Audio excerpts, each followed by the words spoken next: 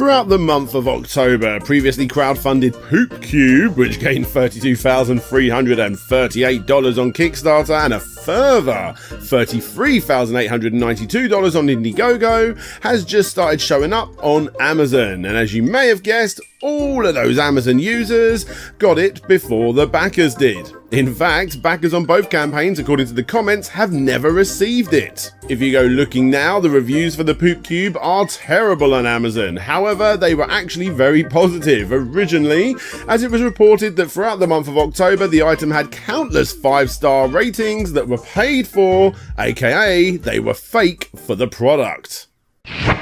Smoke and Mirrors was the first campaign that I backed during the month of October, a campaign that is promising to finally tell the story of the terrible Kickstarter fiasco that was the Coleco Chameleon. For those that need a quick refresher, the Chameleon is probably the most well-known and terrible games console that was partly crowdfunded with twists and turns during its life in an endless amount of lies on the lead up to the expected launch, which obviously never happened. Everything has gone quiet in the world of Coleco Chameleon since then, and this book is essentially the behind-the-scenes story of this terrible campaign.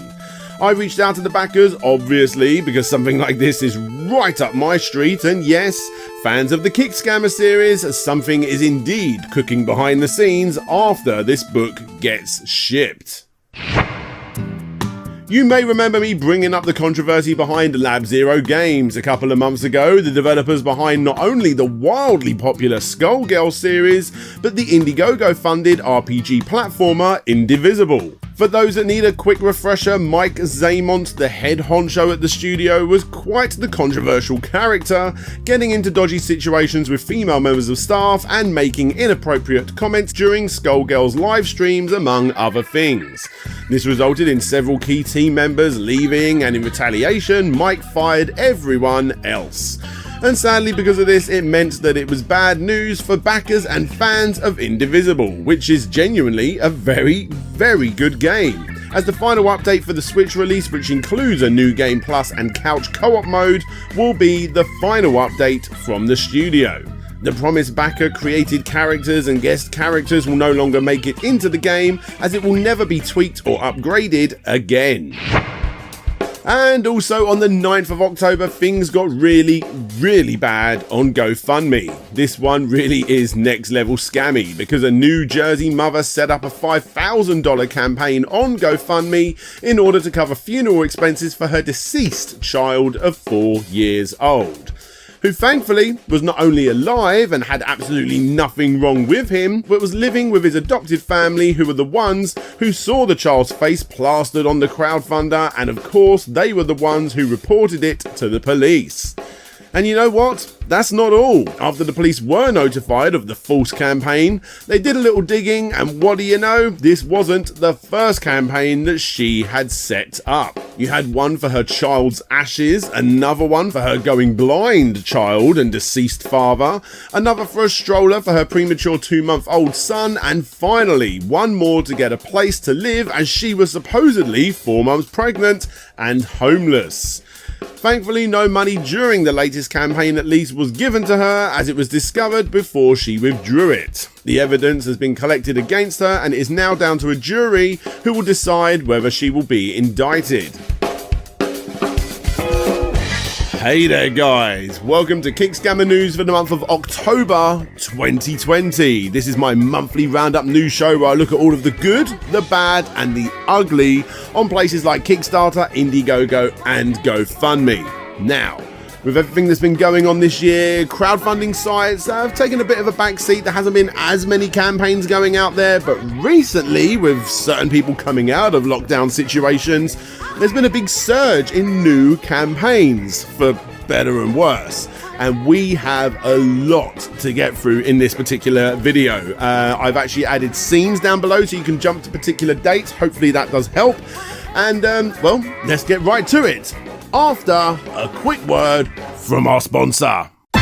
Yes guys, today's video is brought to you by the awesome folk at Ridge Wallet, the light, sleek and industrial wallet perfect for all dads that don't like filling up their pockets with fat, bulky and dirty folds of fake leather. I adore this wallet. Long-time viewers will remember I was sponsored by them about a year or so ago, and guys, I'm still using it. Unlike most people that are still using wallets filled to the brim with old receipts, out-of-date gift cards, grit and hotel keys in an unorganised mess, with the Ridge wallet you can become more like me. A guy that can hold up to 12 cards at once plus room for cash. You can choose over 30 colours including carbon fibre and burnt titanium as an example, and you can do it all in a nice minimalistic fashion in your front right pocket, keeping away from pickpocketers with its RFID blocking technology. Seriously guys, the new wallet that they've sent me is exactly like the old wallet they sent me, which just goes to show that these things are durable and they're going to be lasting you for life. So all of you people out there that want to get one for your dad for Father's Day, like I said, you're going to be getting them a wallet for life. And on top of that, if my word plus the 30,000 5-star reviews still don't convince you, then the Ridge team will happily refund you in full within 45 days if not completely satisfied. Again, a big thanks to Ridge for sending over an awesome wallet and for sponsoring the show, but for now, let's get back into KickScammer news. The horror hostess with the mostest is back. Yep, on the 13th of October, Elvira, Mistress of the Dark, who shot to fame in the early 80s presenting B-movie horror shows, is now putting out her own comic book in free Double D. Honestly, there really isn't much to talk about here regarding the story, because it's very obvious that over 1,000 backers are literally smashing this campaign's goal of $6,666. Very clever, because of who Elvira is. Seriously, the campaign video doesn't explain what the story is all about, it just shows the mistress in comic book form, with the only real tidbit being that it's filled with terror and titillation. It was obviously the perfect month for this campaign, and obviously it's doing rather well for itself. Arcade 1UP, that company that puts out all of those arcade machines that you see all of the American YouTubers reviewing and not the British ones for some reason.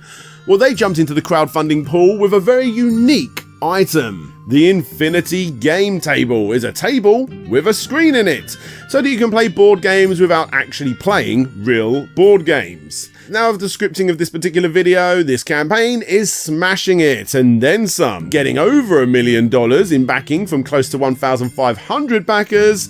Now, obviously, you know, each to their own. I personally love me some board games. I spend a lot of time on Kickstarter backing board games. But the big problem for me is that almost all of the board games shown are incredibly standard. If I pause the screen, that quickly flashes up showing the games coming to this thing.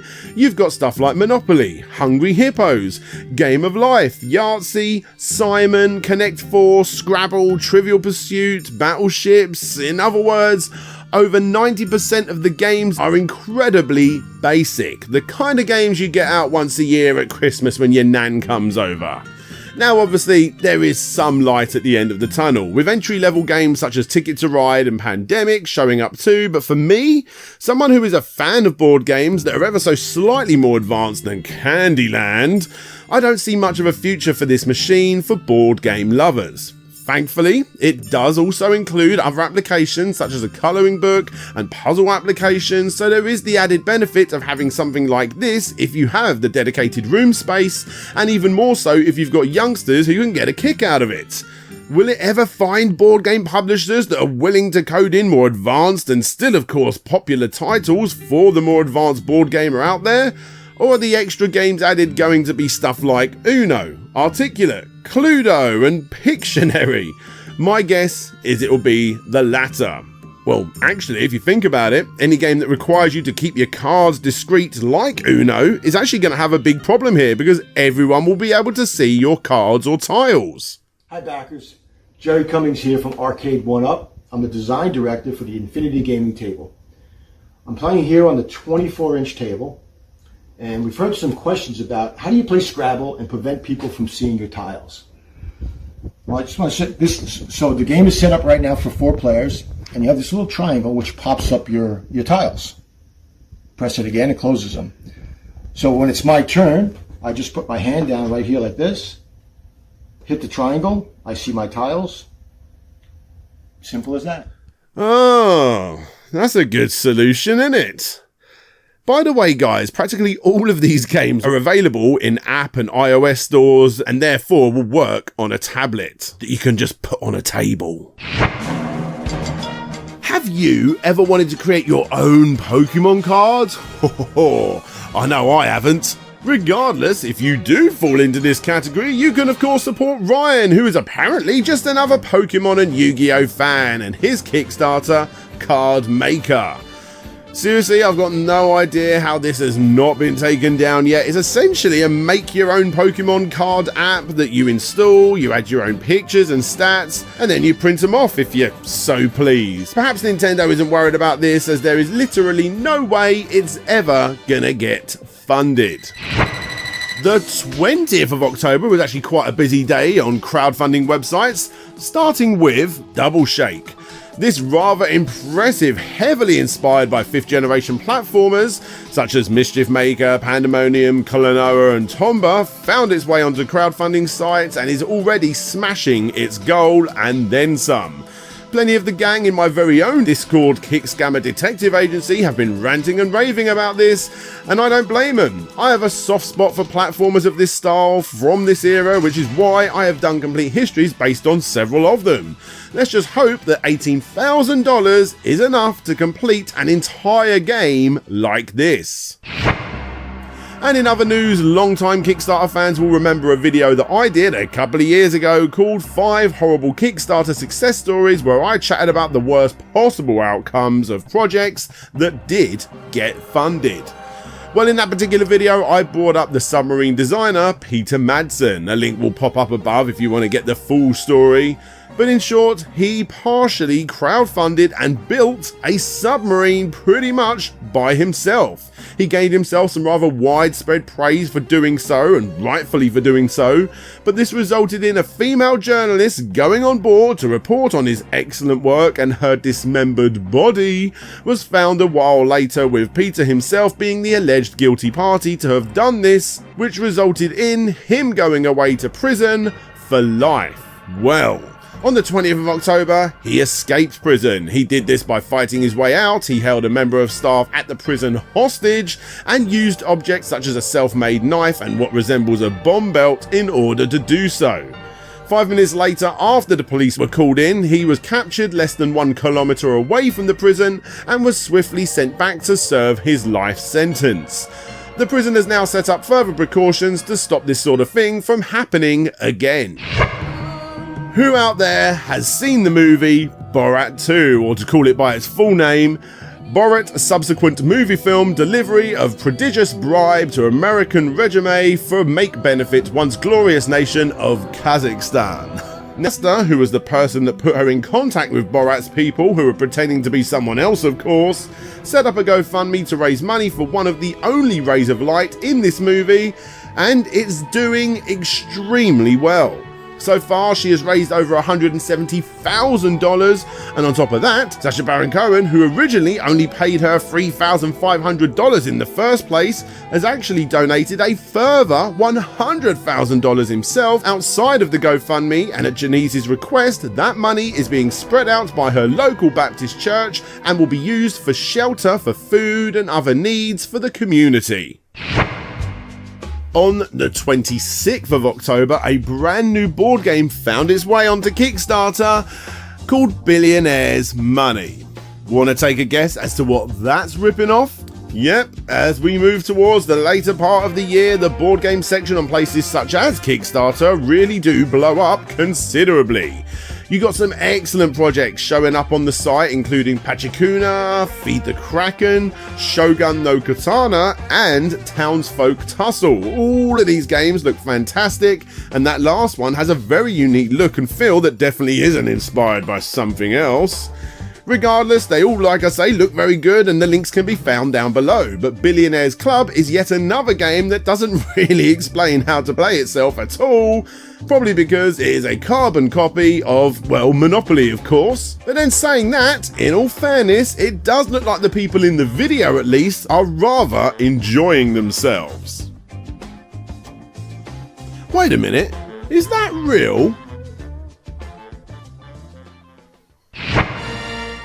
It's another month on Kickstarter, which means it's yet, for some reason this is becoming a trend now, another month of putting out something Star Wars related, with obviously no attempt at getting the permission to do so. Here we have Smugglers Crate, the Star Wars, trademark, mystery box. Yep, this guy is going to buy loads of off-the-shelf Star Wars tat such as comics, t-shirts, Lego keychains and of course Funkos, and then sell them to you in a mystery box. Each box will contain between 4 and 6 carefully crafted Star Wars products spanning the entire saga, and on this campaign at least, each box will cost £25 or £32 if you want a Smugglers Crate t-shirt. Now, in all fairness to the guy, he has actually already got a subscription box service under his belt which sends healthy snack foods to students, but this is never going to get funded, and it shouldn't get funded either. This is completely against Kickstarter's rules, selling you off-the-shelf products. But the funniest thing about all of this is that when members of the shitty Kickstarter subreddit spoke out about this, the campaign owner ran to defend himself, fighting against the naysayers, which just fueled the fire even more. Now, don't get me wrong, I love me some weird controllers or original controllers to weird consoles such as the Wii U with its exclusive titles was brilliant. I enjoyed the iToy and the Kinects back in the day when they first came out. I've got the Amico on order. Yeah, I like this sort of stuff, but even I will admit that Skapp doesn't look all that good. I actually remember seeing this do the rounds about a month or so ago with email marketing to YouTubers trying to get them on board. I replied asking for a look, never got a response, and I thought, that must be the end of that. But nope, here it is again. A game that is controlled by throwing your mobile phone around and smacking it against the tabletops and what have you to pull off tricks, just like the pros do. The campaign needs 15,000 euros, and so far it has around 2,500. It's not likely going to be hitting its goal, but that hasn't stopped the campaign owners from announcing 100,000 euro stretch goals. I have once again requested a demo of this game to try out in a stream one night on a KickScammer related episode, so make sure you hit the bell down below, because if I do get it, you can be damn sure I will be showing it off, for better or worse. On the 27th of October, David Hasselhoff joined up with the metal band CueStack to release a metal song. I don't know, what do you honestly want me to say about this? CueStack are actually a genuinely very good industrial band. I've listened to them a fair bit in the past myself, and now they have David Hasselhoff singing on one of their songs. The campaign has already done well enough to get funded. Is the song going to be average? Probably. Was it all just a way to get more eyes on the band's much better music? Likely. And you know what? Fair play to them. All the best with this one, guys. I'm looking forward to hearing CueStack and David Hasselhoff's first ever metal song. Okay, so this one came completely out of the blue. You may remember in a previous video I talked about a game called Confederate Express. Well, the campaign about a game developed by a set of twins that obviously never got completed, even though the campaign was a success, was the story of one of my previous videos where the two literally squatted in a poor landlord's Airbnb in order to complete the game. Well, like I said, the game was never finished, and the backers never got any updates besides the ones from the press who showcased the boys' wrongdoings. Well, randomly on the 29th of October, they provided an update giving their side of the story for the first ever time. And yeah, there really isn't much to talk about here, guys. All they did in this update was confirm how scummy they were. It reads like a sad, let me tell you what really happened kind of thing, our side of the story. When actually all they did was reiterate just how terrible they were during this whole ordeal. Atari VCS. Yes, it's time for another Atari VCS update. According to the company themselves, the system is getting delayed again. Yes, in a post made on Medium, according to a surge in pre-orders, which I don't doubt, by the way, people are going crazy buying consoles at the moment, the retail release of this system isn't coming out until 2021 now, due to a shortage in certain components. Now, it's important that I emphasise the fact that this is the retail release of the console, as the post also states that the backers of this will be getting them towards the end of this year. So the factories, if this post isn't a load of rubbish, now have the systems, and within literally the next couple of weeks, we will finally be seeing people get hold of these. Will it actually happen? I don't know, maybe? I mean, I hope so. I really want to get my roundup video made for this system, but if I was a betting man, yet more delays are very likely to happen. Only time will tell. Which finally brings us to my recommendation of the month. And Sega fans, this is one you definitely wanted to be keeping a close eye on. During all of this very upsetting news of Sega leaving the arcade business, Victory Heat Rally will most definitely fill you with the warm shiver of nostalgia.